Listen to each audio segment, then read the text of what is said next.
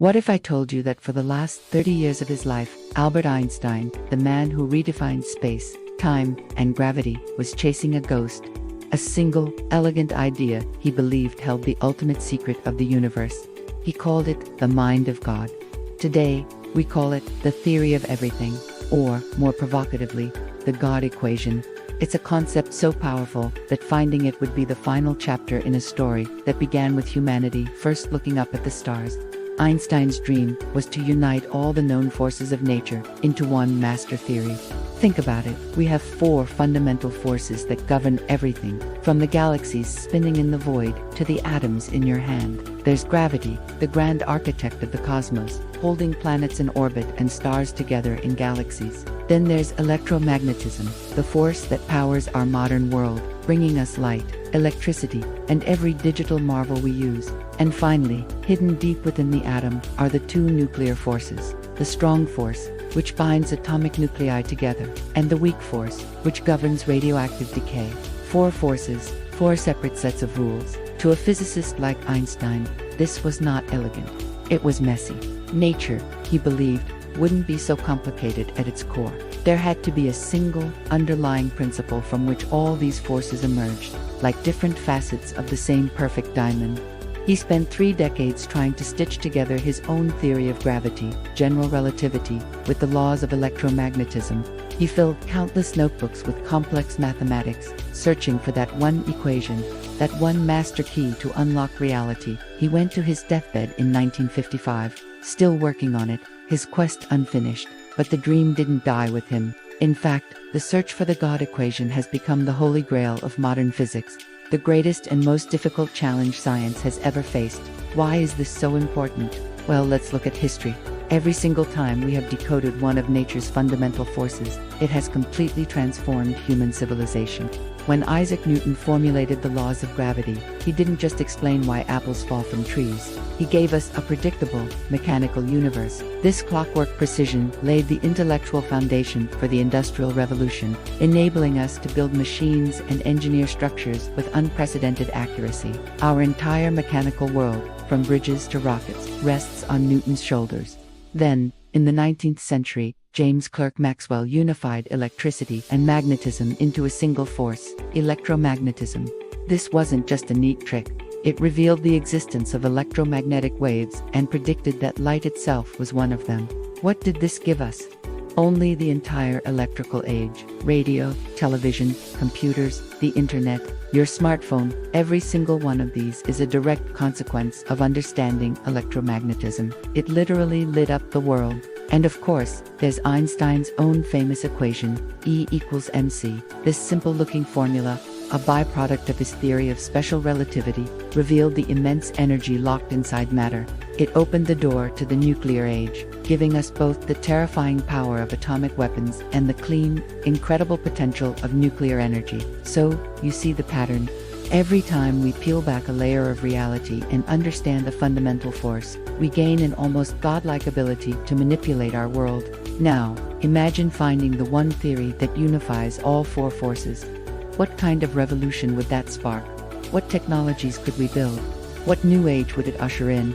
It's not just an academic exercise. It's a question about the future destiny of our species. The stakes couldn't be higher. So, why haven't we found it yet? If Einstein and generations of the world's smartest physicists had been working on this, what's the holdup? The problem lies in a fundamental conflict at the very heart of physics.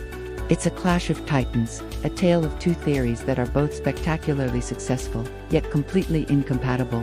On one side, we have Einstein's masterpiece, the general theory of relativity. This is the theory of the very big. It describes gravity as the beautiful, elegant curvature of space-time. Planets orbit the sun not because of a mysterious pull, but because they are following the straightest possible path through a fabric of reality that has been warped by the sun's mass. Relativity is smooth, deterministic, and governs the majestic dance of galaxies, stars, and black holes. It has been tested and confirmed with breathtaking precision. On the other side, we have quantum mechanics. This is the theory of the very small. It governs the bizarre and chaotic world of subatomic particles. Unlike the smooth fabric of space-time, the quantum realm is jumpy, probabilistic, and downright weird. Particles can be in multiple places at once. They can pop in and out of existence. The act of observing them fundamentally changes what they are doing. It's a world of probabilities, not certainties. And just like relativity, quantum mechanics has been tested to an incredible degree of accuracy.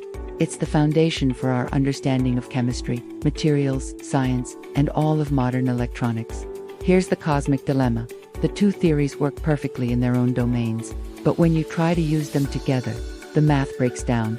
It explodes into nonsensical This happens in places where the very big meets the very small, like at the singularity inside a black hole, or at the moment of the Big Bang itself. You have immense gravity crammed into a tiny quantum space, and our two best theories of reality go to war with each other. General relativity says space-time should be smooth, while quantum mechanics says it should be a roiling, chaotic foam. They cannot both be right, at least not in their current forms. Unifying them, finding a theory of quantum gravity, is the single biggest hurdle in the quest for the God equation. So, how do we solve this puzzle? How do we reconcile the smooth cosmos with the chaotic quantum world? Over the decades, many ideas have come and gone, but one has survived and risen above the rest as the most promising and, perhaps the most controversial candidate for the theory of everything. It's called string theory. The central idea of string theory is breathtakingly simple and profound. It proposes that if you could zoom in on any fundamental particle, an electron, a quark, a photon, you wouldn't find a zero-dimensional point. Instead, you would find a tiny, one-dimensional, vibrating loop of energy, a string. Think of a guitar string. By plucking it in different ways, you can produce a whole range of different musical notes. String theory suggests that the universe works in a similar way. According to this theory, all the different particles we see are not fundamentally different things. They are all just identical strings, vibrating at different frequencies. One vibrational pattern, one note, appears to us as an electron. A different note appears as a photon. Another, a quark. The universe, in this view, is a cosmic symphony, an immense and beautiful piece of music played on these infinitesimally small strings. What's truly remarkable is what emerges from this simple premise. Physicists didn't put gravity into string theory. They were just trying to describe the nuclear forces. But as they explored the mathematics, they found something extraordinary.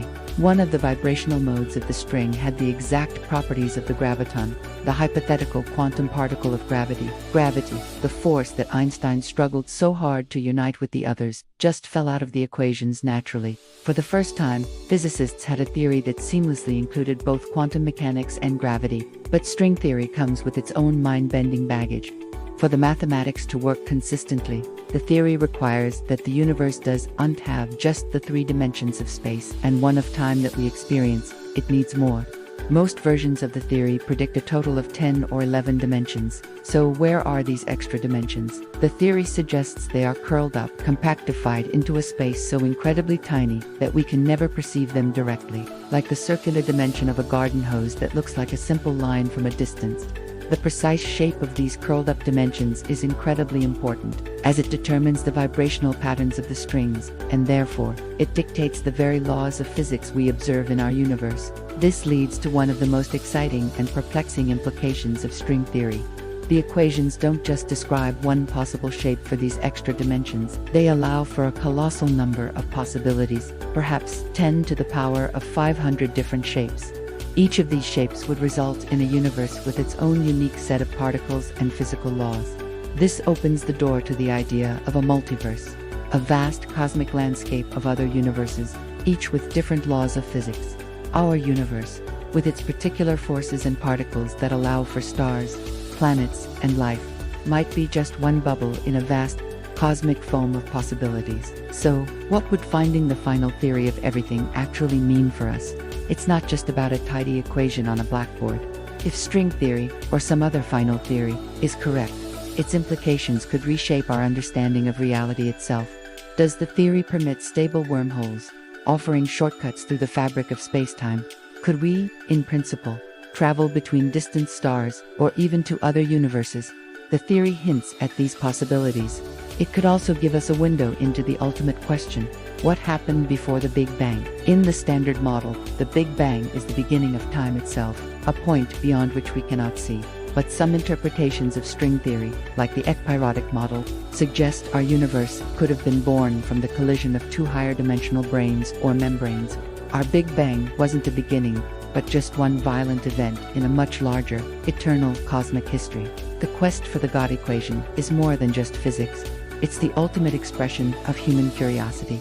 It's the legacy of Einstein's final, beautiful dream. To find a single law that governs every sunrise, every star, every atom, and every thought, we don't know if string theory is the final answer.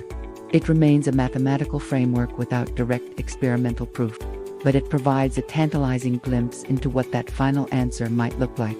The journey is far from over, but it's the greatest adventure in the history of human thought, a quest to finally and fully understand our place in the cosmos. What do you think?